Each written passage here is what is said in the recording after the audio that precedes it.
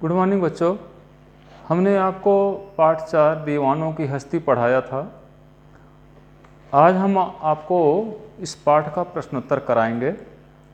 पहला प्रश्न है, कवि ने अपने आने को उल्लास और जाने को आंसू बनकर बह जाना क्यों कहा है? इसका उत्तर है, कवि और उसके साथी देश प्रेमी हंसमुख प्रवृत्ति के हैं। कैसे हैं? एक तो देश प्रेमी हैं, दूसरे हंसमुख प्रवृत्ति के हैं। जहाँ भी जाते हैं लोगों को खुश करते हैं। क्या करते हैं? लोगों को प्रसन्न करते हैं, परंतु वे लोगों को अस्थायी प्रसन्नता नहीं दे पाते। लोगों को खुश तो करते हैं, कुछ क्षण के लिए खुश करते हैं, लेकिन अस्थायी प्रसन्नता वे नहीं दे पाते। कवि इसे अपनी असफलता मानकर दुखी है। कवि क्यों दुखी है? क्योंकि यह लोगों को अस्थायी सुख नहीं दे पा रहा है, इस दिशा में वह असफल है, इसलिए वह दुखी है। इसीलिए कवि ने अपने आने को उल्लास और जाने को आंसू बन करके बह जाना कहा है। आता तो है उल्लास के साथ और जाता है आंसू बन करके। प्रश्न तो कर देता है कुछ समय के लिए, लेकिन वह अस्थाई सुख लोगों को नहीं दे पाता, अस्थाई प्रसन्नता लोगों को नहीं दे पाता। अगला प्रश्न है, भिखमंगों की दुनिया में बेरोक प्यार लुटाने वाला कवि ऐसा क्यों कहता है कि वह अपने हृदय पर असफलता का एक निशान भार की तरह लेकर जा रहा है? क्या वह निराश है या प्रसन्न है?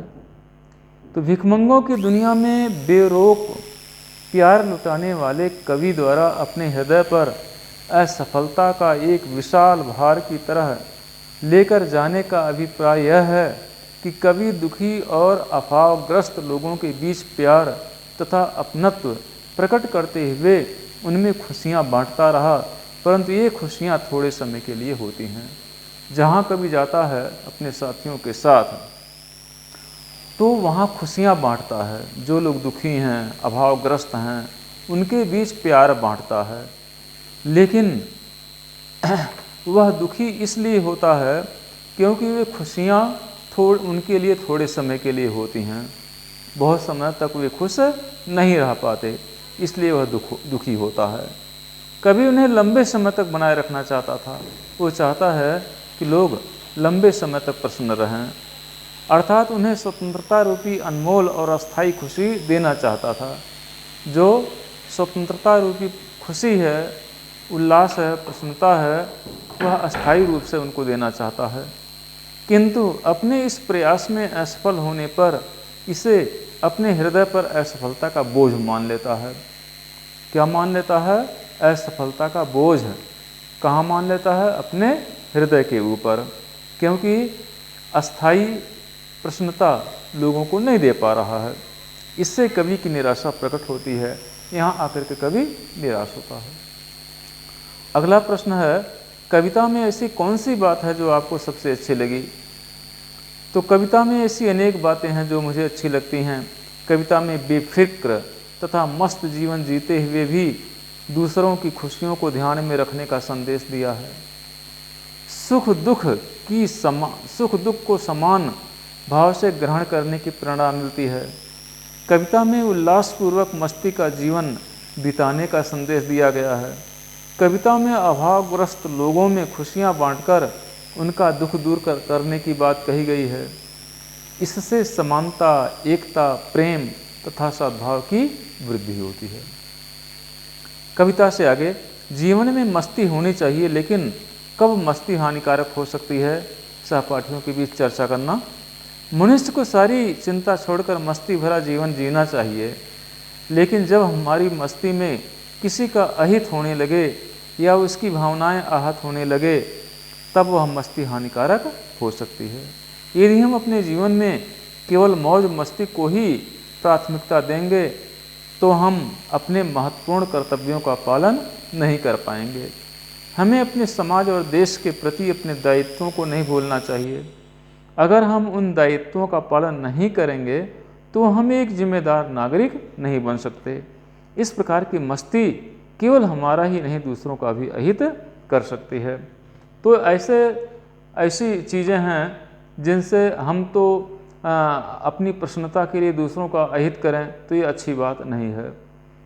हम वही प्रसन्नता व्यक्त करें जिससे दूसरों का अहित न हो।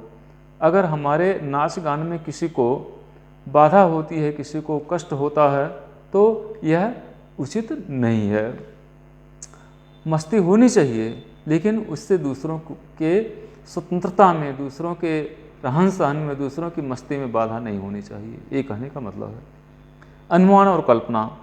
कवि एक पंक्ति में कवि ने यह कहकर अपने अस्तित्व को नकारा है कि हम दीवानों की क्या हस्ती है, आज यहाँ कल वहाँ चले।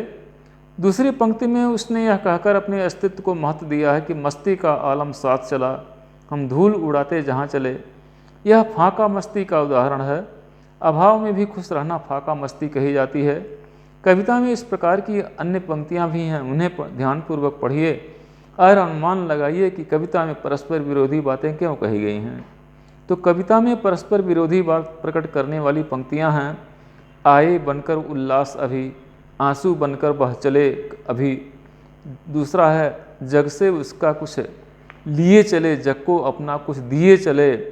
दो बात कही दो बात सुने, कुछ हंसे और फिर कुछ रोए। तो इसमें उल्लास और आंसू के साथ साथ है, दूसरे में कुछ लेना और कुछ देना साथ साथ है, तीसरा हंसना और रोना। तो ये दो परस्पर विरोधी बातें हैं। इन परस्पर विरोधी बातों का कविता में समावेश इसलिए किया गया है क्योंकि कवि अपने जीवन के नियम स्वयं बनाता है और स्वयं तोड़ता है। कवि कहता है कि देशभक्त अपने विचारों और अपने पथ के स्वयं निर्धारक होते हैं। उन्हें बलिदान के पथ पर सदैव विरोधी भावों अर्थात कभी सुख दुख और सफलता असफलता का सामना करना पड़ता है, किंतु वे इन सब से विचलित नहीं होते हैं, बल्कि इनका सामना समान भाव से करते हैं। इतना ही नहीं, उनके मन में सभी के लिए समान भाव होते हैं। वे कभी भी किसी के साथ भेदभाव नहीं करते हैं। उसके बाद है भाषा की बात। संतुष्टि के लिए कवि ने छक कर, जी भरकर, खुलकर जैसे शब्दों का प्रयोग किया है। इसी भाव को व्यक्त करने वाले कुछ और शब्द सोचकर लिखिए, जैसे हंसकर, गाकर। तो संतुष्टि का भाव व्यक्त करने वाले कुछ शब्द हैं, प्रसन्न होकर, तृप्त होकर, संतुष्ट होकर, जी भरकर, मस्त होकर, परिपूर्ण होकर आदि। तो ये जो है बच्चों, इस प्रकार के ये भाषा अध्ययन है, प्रश्नोत्तर है, ये जो है आप इसको कर लीजिएगा। अब हम कुछ चीज़ें बता रहे हैं बच्चों, इसको भी आप लोग कर लीजिएगा। जैसे हम दीवानों की क्या हस्ती हैं, आज यहाँ कल वहाँ चले, मस्ती का आलम साथ चला, हम धूल उड़ाते जहाँ चले। आए बनकर उल्लास अभी, आंसू बनकर बह चले अभी, सब कहते ही रह गए अरे तुम कैसे आए कहाँ चले। कविता के आधार पर भी प्रश्नोत्तर होते हैं। एग्जाम में आपके कविता के आधार पर प्रश्नोत्तर पूछा जाएगा। जैसे प्रस्तुत कविता एवं कवि का नाम लिखिए। प्रस्तुत कविता का नाम और कवि का नाम लिखना है। जैसे दीवानों की हस्ती ये कविता का नाम है और कवि भगवती चरण वर्मा है। दूसरा प्रश्न, जैसे कवि के अनुसार देश की स्वतंत्रता के लिए दीवाने युवक अपनी हस्ती को तुच्छ क्यों समझते हैं। तो कवि के अनुसार मातृभूमि को स्वतंत्र कराने के लिए दीवाने बने हुए देशभक्त अपने को छोटे से जीवन को कोई हस्ती नहीं मानते हैं, उसे महत्व नहीं देते हैं, सोचते हैं कि यह जीवन तो अपना बहुत ही छोटा है, इसलिए वे कुछ महत्व नहीं समझते हैं। तीसरा है, स्वतंत्रता के दीवाने एक स्थान पर क्यों नहीं टिकते। तो स्वतंत्रता के लिए दीवाने बने बलिदानी वीरों को किसी स्थान से मोह नहीं है, उन्हें तो बस देश को स्वतंत्र कराने की धुन लगी हुई है। किसी भी चीज़ से उनको ज़्यादा राग नहीं है, मोह नहीं है। वे यही चाहते हैं कि किसी भी प्रकार से देश आज़ाद हो जाए, स्वतंत्र हो जाए। इसलिए जो है वे एक स्थान पर टिकते नहीं हैं। अगला है, आगे की ओर बढ़ने पर उनके बंधु बांधव दीवाने से क्या कहते हैं। तो आगे की ओर बढ़ने पर उनके बंधु बांधव दीवानों से कहते हैं कि वे अभी तो आए थे और इतनी जल्दी कहाँ चल दिए। अभी तो आए हैं और फिर कहाँ चल दिए। उसके बाद है दूसरे और तीसरे पैराग्राफ में बच्चों, किस ओर चले यह मत पूछो, चलना है बस इसलिए चले, जग से उसका कुछ लिए चले, जग को अपना कुछ दिए चले, दो बात कही दो बात सुनी, कुछ हंसे और फिर कुछ रोए, शक्कर सुख दुख के घूंटों को हम एक भाव से पिए चले। इसमें जो प्रश्नोत्तर बन रहा है, दीवाने क्यों चलते जा रहे हैं, उनका लक्ष्य क्या है। तो स्वतंत्रता प्राप्ति के लिए वे लोगों के मन में अंग्रेजी शासन के विरुद्ध संघर्ष की भावना जगाने के लिए चलते जा रहे हैं। उनका लक्ष्य अपना बलिदान देकर भी स्वतंत्रता प्राप्त करना है। तो लोगों को आज़ादी के प्रति सचेत करना है और आज़ादी को प्राप्त करने के लिए, स्वतंत्रता को प्राप्त करने के लिए वे लोगों के मन में आज़ादी के प्रति प्रेम भावना को उद्दीप्त करते हैं। इसलिए वे चलते ही चले जा रहे हैं, लोगों में उत्साह भरते चले जा रहे हैं। अगला है, स्वतंत्रता के दीवाने देशवासियों को क्या दे रहे और उनसे क्या ले रहे हैं। तो स्वतंत्रता के दीवाने देशवासियों को देश की स्वतंत्रता के लिए बलिदान हो जाने का संदेश दे रहे हैं। क्या संदेश दे रहे हैं? देश की स्वतंत्रता के लिए बलिदान हो जाना, और उनके प्यार और प्रशंसा का आभूषण उपहार लिए जा रहे हैं। जहाँ ये जाते हैं तो लोग इनसे बहुत प्रेम करते हैं, श्रद्धा के साथ बोलते हैं, बैठते हैं और प्रशंसा करते हैं। अगला है, दीवानों का लोगों के प्रति व्यवहार कैसा है। तो दीवानों का लोगों के प्रति अपनत्व का भाव है। कैसा भाव है? अपनत्व का। वे लोगों के सुख दुख में शामिल होते हैं, वे सामाजिक हैं, सुख दुख में लोगों के शामिल होते हैं, इसलिए वे पूरे सामाजिक हैं। अगला है, सुख दुख में दीवानों की स्थिति कैसी होती है। तो दीवानों के लिए सुख क्या दुख, वे दोनों स्थितियों में समान व्यवहार करते हैं। वे सुख में न ज़्यादा प्रसन्न होते हैं और न ही ज़्यादा दुख में दुखी होते हैं। दोनों स्थितियों में वे समान भाव से रहते हैं। अगला है, प्रश्न बनेगा बच्चों, हम भिखमंगों की दुनिया में स्वच्छंद लुटाकर प्यार चले, हम एक निशानी सी उर पर ले असफलता का भार चले, अब अपना और पराया क्या आबाद रहें रुकने वाले, हम स्वयं बंधे थे और स्वयं हम अपने बंधन तोड़ चले। इसमें क्या प्रश्न बनेगा, कवि ने भिखमंगों की दुनिया किसे बताया है। तो कवि ने निजी स्वार्थ के लिए देश से निरंतर सुविधाएं चाहने वाले देशवासियों को भिखमंगों की दुनिया बताया है।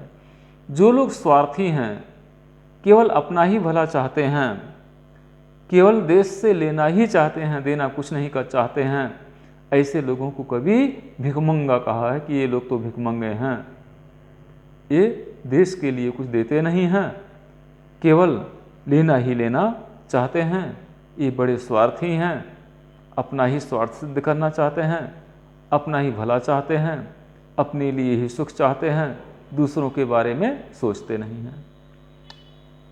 कवि ने इस दुनिया को कैसा बताया है और क्यों। तो कवि ने